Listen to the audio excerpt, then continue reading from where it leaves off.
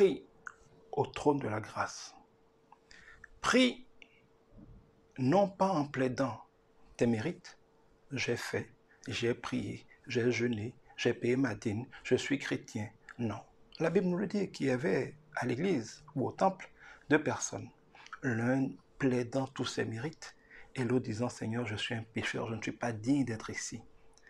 La parole de Dieu en Jésus-Christ, on dit très clairement que celui qui est parti justifié, béni, c'est celui qui a dit, je ne suis pas digne d'être ici.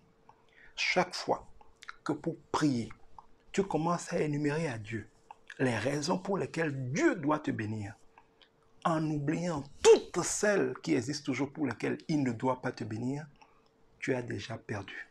C'est que tu prends le risque d'aller devant le trône de la justice pour défendre ton cas en espérant gagner et en oubliant que celui qui a un seul péché a tout perdu.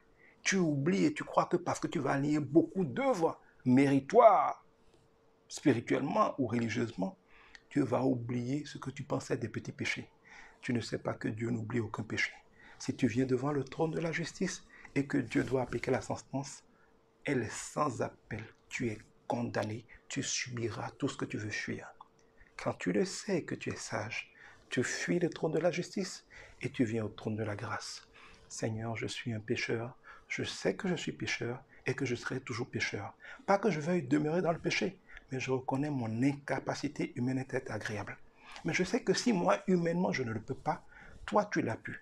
C'est pour ça que j'ouvre mon cœur à ton esprit, afin que ton esprit en moi, au travers de moi, me dirige. C'est ton esprit qui va me donner la volonté, la capacité et le pouvoir de t'être agréable. Si ton esprit vient en moi et que donc je fais ce que ton esprit fait au travers de moi, je te serai agréable. Non pas par moi, mais par ton esprit en moi. C'est cela que de donner sa vie à Jésus.